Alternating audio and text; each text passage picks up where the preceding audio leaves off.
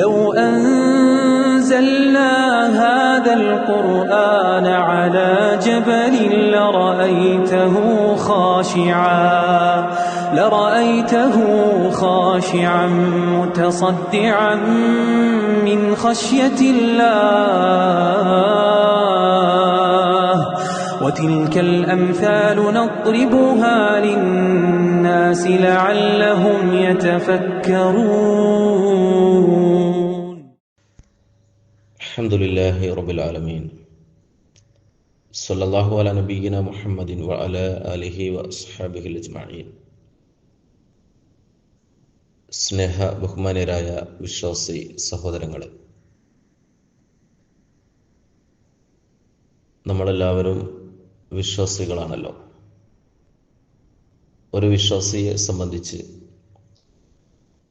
അവൻ്റെ പരലോക ജീവിതം അനുകൂലമാവാൻ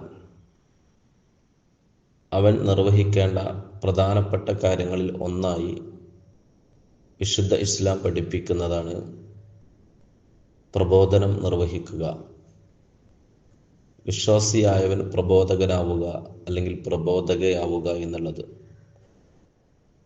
മനുഷ്യരെല്ലാവരും കഷ്ടത്തിലാണ്, നഷ്ടത്തിലാണ് എന്ന് പറയുന്ന അധ്യായം സൂറത്തുൽ അസ്റിൽ ആ നഷ്ടത്തിൽ നിന്ന് രക്ഷപ്പെടാനുള്ള 4 കാര്യങ്ങൾ പറയുന്ന കൂട്ടത്തിൽ അള്ളാഹു സൂചിപ്പിക്കുന്നുണ്ട്, വതവാസൗ ബിൽ ഹഖ്, സത്യം അത് മറ്റുള്ളവർക്ക് പകർന്നു കൊടുക്കുക എന്നുള്ളത്. മനുഷ്യൻ പറയുന്നതിൽ, അവൻ പറയേണ്ടതിൽ ഏറ്റവും വലിയ സത്യം പ്രപഞ്ചത്തിൻ്റെ സൃഷ്ടാവിനെ പരിചയപ്പെടുത്തുക എന്നുള്ളതാണ്. ലാ ഇലാഹ ഇല്ലല്ലാഹ് എന്നത് അത് വിശ്വാസിയുടെ ബാധ്യതയാണെന്ന് അറിയിക്കുന്ന ഒരുപാട് ഭാഗങ്ങൾ വിശുദ്ധ ഖുർആനിലെ വചനങ്ങൾ വ്യക്തിപരമായ ബാധ്യതയായിട്ട് തന്നെ ഓർമ്മപ്പെടുത്തുന്ന പരാമർശങ്ങൾ നമുക്ക് കാണാമെന്നതാണ്. യാ അയ്യുഹല്ലദീന ആമനു, അല്ലയോ വിശ്വസിച്ചവരെ, ഖു അൻഫുസക്കും, നിങ്ങൾ നിങ്ങളുടെ ശരീരത്തെയും നിങ്ങളുടെ കുടുംബക്കാരെയുമൊക്കെ നിങ്ങൾ നാറൻ, അഗ്നി ജ്വാലയിൽ നിന്ന് രക്ഷപ്പെടുത്തണമെന്ന് പറയുന്നുണ്ട്. മനുഷ്യർ സംസാരിക്കുന്നതിൽ, ഇടപെടുന്നതിൽ, പ്രചരിപ്പിക്കുന്നതിൽ, പറയുന്നതിൽ ഏറ്റവും നല്ല വാക്ക് മിമ്മൻ ദഅ ഇലല്ലാഹ്, അത് അല്ലാഹുവിലേക്ക് ക്ഷണിക്കലാണ് എന്ന് വിശുദ്ധ ഖുർആൻ. അതുകൊണ്ട് തന്നെ ആ വിശുദ്ധ ഖുർആനിൻ്റെ പരാമർശങ്ങളെ ജീവിതത്തോട് ചേർത്ത് വെച്ചിട്ടുള്ള പ്രവാചകന്മാരുടെ കഥ പറയുന്നിടത്തൊക്കെ കുടുംബത്തിലും നാട്ടുകാരിലും സുഹൃത്തുക്കളോടും അവർ നടത്തിയിട്ടുള്ള പ്രബോധന പ്രവർത്തനങ്ങളെ മാതൃകയായി വിശദീകരിക്കുന്നുണ്ട്. പ്രബോധന പ്രവർത്തനത്തിൽ നിന്ന് മാറി നിൽക്കുന്ന ഒരു പ്രവാചകനെ പരാമർശിച്ചുകൊണ്ട് വല തകുൻ കസ്സാഹിബിൽ ഹൗദ്, ആ പ്രവാചകനെ പോലെ നിങ്ങളാവരുത് എന്ന് പറയുന്ന ഒരു പരാമർശവും വിശുദ്ധ ഖുർആനിൽ കാണാമെന്നുള്ളതാണ്. സൂചിപ്പിച്ചത് ഇസ്ലാമിൻ്റെ പ്രചരണം, ദൈവിക മതത്തെ മറ്റുള്ളവരിലേക്ക് എത്തിച്ചു നൽകുക എന്നുള്ളത് വ്യക്തിബാധ്യതയായിട്ട് ഇസ്ലാം പഠിപ്പിക്കുന്ന ഒന്നാണെന്നാണ്. ഒരുപാട് നന്മകൾ പ്രബോധനം നിർവഹിക്കുന്നതിലൂടെ ഒരു വിശ്വാസിയിലേക്ക് വന്നു ചേരാനുണ്ട്. അവന് ലഭിക്കുന്ന നന്മകൾ അത്രയേറെയാണ്. അതിലൊന്ന്, അവൻ അള്ളാഹുവിൻ്റെ കൽപ്പന അതുപോലെ അപ്രകാരം ശിരസ വഹിച്ചവനായി അവനെ പരിഗണിക്കുന്നു എന്നുള്ളതാണ്.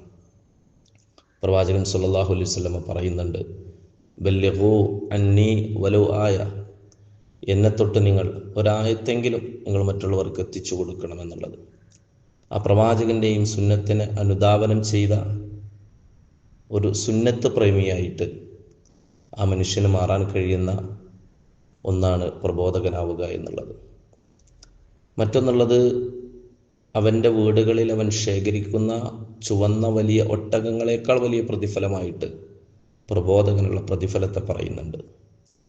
ആരെങ്കിലും ഒരാൾ ഈ പ്രബോധന പ്രവർത്തനത്തിലേക്ക് ഇറങ്ങിപ്പുറപ്പെടുകയാണെങ്കിൽ അവൻ്റെ പ്രതിഫലം ഖൈറുൻ ലക മിൻ ഹുംറിൻ നഅം, അവന് ലഭിക്കുന്ന ചുവന്ന ഒട്ടകങ്ങളെക്കാൾ വലുതാണ് എന്നുള്ളത്.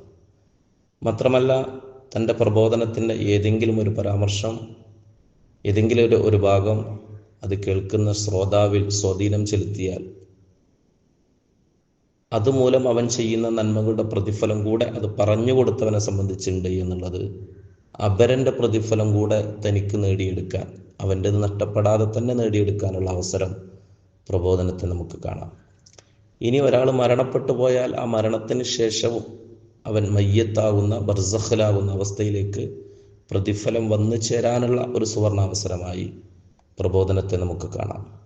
നല്ല ഇൽമ് മറ്റുള്ളവർക്ക് പകർന്നു നൽകിയാൽ അതുമൂലം അവന് അണമുറിയാത്ത, മുറിഞ്ഞു പോകാത്ത പ്രതിഫലം ലഭിക്കും. ആസാറുകളായിട്ട് അവൻ്റെ ഖബറിലേക്ക് അതെത്തുന്നുള്ളതാണ്. മറ്റൊന്നുള്ളത്, പരലോകനാളിൽ വിചാരണ കഠിനമാകുമ്പോൾ റബ്ബിൻ്റെ ചോദ്യത്തിൻ്റെ മുമ്പിൽ മറുപടി പറയാൻ, ഉദ്ർ ബോധിപ്പിക്കാൻ അവർക്ക് കഴിയുമെന്നുള്ളതാണ്. അള്ളാഹുവേ, ഞാൻ എത്തിച്ചു കൊടുത്തിട്ടുണ്ട്, ഞാൻ പറഞ്ഞു കൊടുത്തിട്ടുണ്ട് എന്ന് പറയാൻ കഴിയുമെന്നുള്ളതാണ്. ശനിയാഴ്ച ദിവസത്തിൻ്റെ കഥ പറയുന്ന വിശുദ്ധ ഖുർആനിൽ ആ ഉപദേശം നടത്തിയ ആളുകളെ പ്രസ്താവിച്ചുകൊണ്ട്, എന്തിന് നിങ്ങളത് അവരോട് പറഞ്ഞു, അവരെ നിങ്ങൾ എന്തിന് ലിമ തഅലൂന ഖൗമൻ, എന്തിന് നിങ്ങൾ ഉപദേശിക്കാൻ പോകുന്നു എന്ന് ചോദിച്ചവരോട് ഖാലു, അക്കൂട്ടരുടെ മറുപടി, മഅ്ദിറത്തൻ ഇലാ റബ്ബിക്കും, രക്ഷിതാവിങ്കിലേക്ക് ഞങ്ങളൊരു മറുപടി പറയാനുള്ള ഉദ്ർ, കാരണം ഞങ്ങൾ നേടിയെടുക്കുകയാണ്, ഞങ്ങളുടെ ഭാഗം ഞങ്ങൾ നിർവഹിച്ചിട്ടുണ്ടെന്ന് പറയാൻ അവസരം ഞങ്ങൾ ആ നിലക്ക് ഉപയോഗപ്പെടുത്തുകയാണ് എന്ന് അവർ പറഞ്ഞ രംഗം നമ്മൾ അറിയേണ്ടതുണ്ട്. അതുകൊണ്ട് ഇത്രയേറെ നന്മകൾ നിറഞ്ഞു നിൽക്കുന്ന പ്രബോധന പ്രവർത്തനത്തിലേക്ക് കടന്നു വരാനൊക്കെ ഒരു വ്യക്തി ബാധ്യത എന്ന നിലക്ക് മനസ്സിലാക്കി ഒരു വിശ്വാസിയായി മുന്നോട്ട് പോകാൻ നമുക്ക് കഴിയേണ്ടതുണ്ട്. അള്ളാഹു അനുഗ്രഹിക്കട്ടെ. അസ്സലാമു അലൈക്കും വറഹ്മത്തുള്ളാഹി വബറകാതുഹു.